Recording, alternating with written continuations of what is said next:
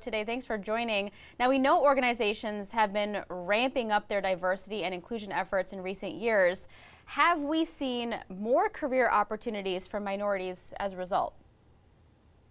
Thank you so much for having me. What I'm really finding is a rush to make change now. We saw what happened over the summer, and we saw this urgency from customers and from employees to hold their companies accountable.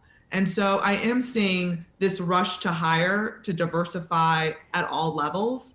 But the challenges here are really needing to set proper metrics in place and having a proper plan for goals and to achieve that plan.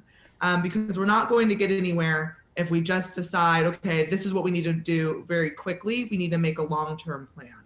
So for those companies looking to make those plans, I understand ColorComm is a national platform to advance women of color in business. How can companies looking to increase diversity and inclusion efforts turn to ColorComm as a resource? Great. I mean, under ColorComm Media Group, we work with clients on diversity inclusion strategy, crisis communications, media relations, and so forth. And so you really need an outside company to hold you accountable for your goals. Because if this is something that has been important to you to make these changes, this isn't something new just because you're hearing about this over the summer and there's this rush to make change. Chances are you've been having these conversations for many years about your challenges around diversity inclusion, around your challenges about hiring people of color in the C-suite, about diversifying your leadership and mid-level, and feeling like this is an inclusive place to work for your employees to advance.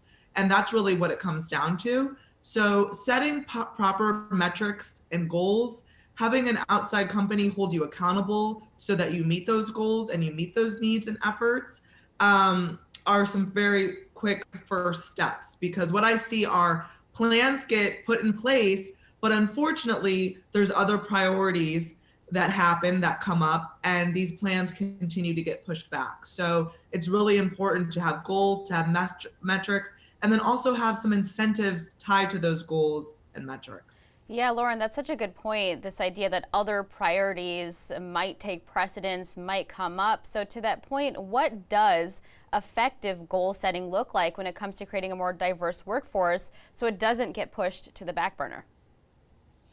I first start off by saying there needs to be an investment. So oftentimes we have conversations with HR leaders who say, I want to make some change, but I don't really have the budget. And you get what you pay for. So you're not going to make big changes if you don't make a big investment. So that's key. So then setting and creating a system for measurement is what I had shared. Accountability. So deciding, okay, we're going to diversify our senior leadership by 15% people of color within the next year. And then how are we going to achieve that?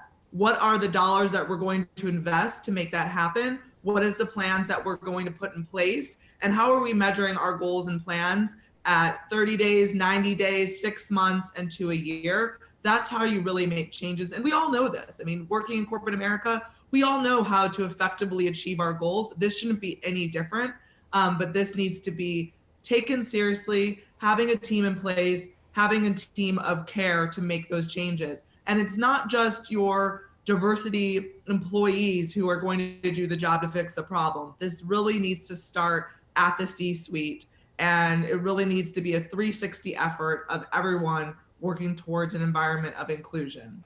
How can companies